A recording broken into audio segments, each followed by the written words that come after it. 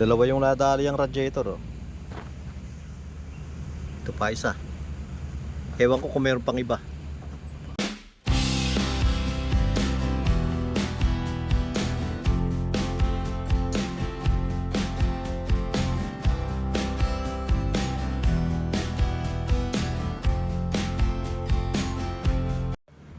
Nakabalik na yung mga truck namin na nagpunta ng mission. Pero merong mga may sira. Meron daw kasi mga lugar na lampas pa sa gulong yung tubig. Gaya nitong isa na to. Hinila na lang yung truck na yan eh. Tinanong ko yung kasamang mekaniko, ang problema daw nito ngayon, nag-overheat dahil nasira yung radiator at pati yung hose sira daw. Kaya hinila na lang nila. Yung mga pinupuntahan kasi nila, mga malalayong lugar, yung iba, mga patubig. Kahit itong panahon na to, meron pa ring mga lugar na malalim yung tubig. Kaya madalas talaga nangyayari yan, pati sa mga Land Cruiser namin, pagka lumulusong yan sa mga tubigan, marami nasisira yung mga radiator. Kaya yan po yung pag-uusapan natin ngayon. Paano nasisira yung mga radiator pag lumulusong sa mga tubig. Dalawa yung nadali ang radiator, oh. Ito pa isa. Ewan ko kung meron pang iba. Kaya nga pala naisipan kong share din to. Dahil dati nag-iisip din ako niyan, bakit nagkakaroon ng tama marami sa mga sasakyan na dito sa amin. Nagkakaroon ng tama sa radiator na ganyan. Pag tiningnan naman namin yung pan, malayo naman. At yung engine support, okay naman. Yung iba kasing mekaniko ang iniisip, baka daw pag umaandar, dumidikit yung pan doon sa may radiator.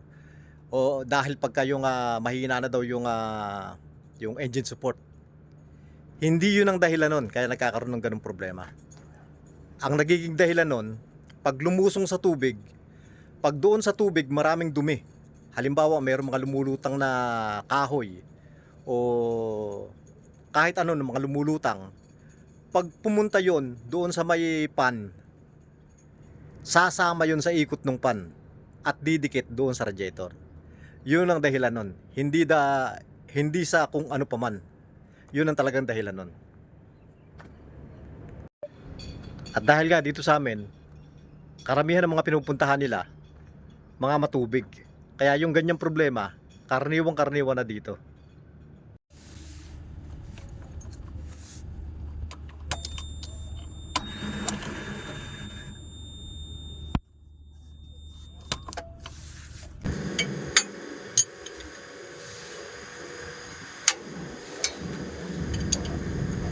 You know, when I start working in the garage,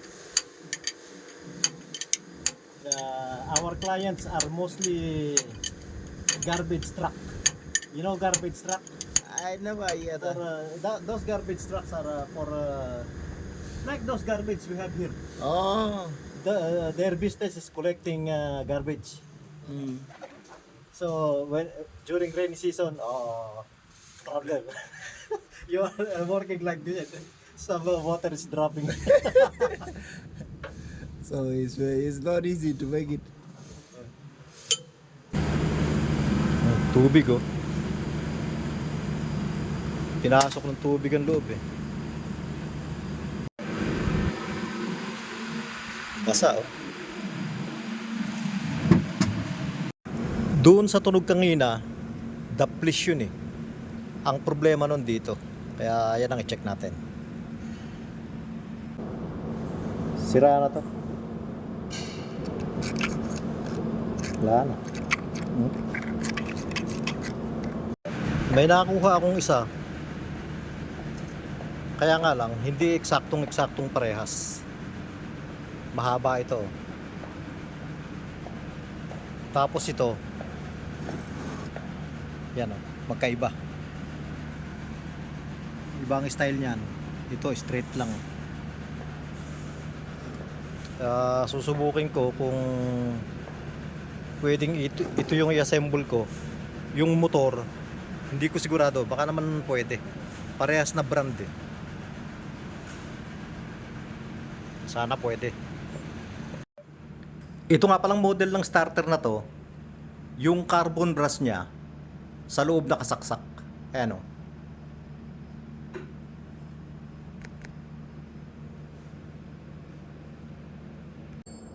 Kanya-kanyang diskarte na lang yan.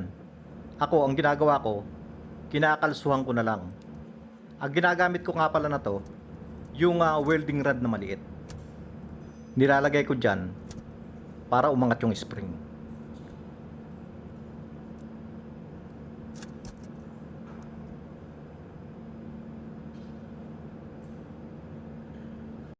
At pag nakasalpak na, saka na lang tatanggalin.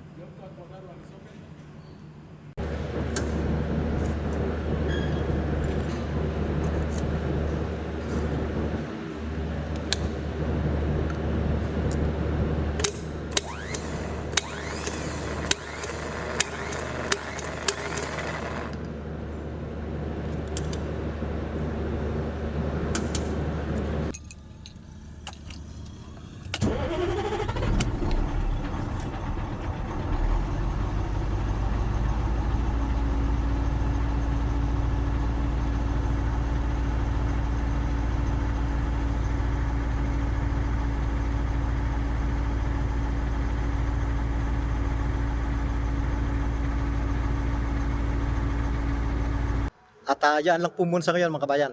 Sana po nagustuhan nyo rin yung share ko.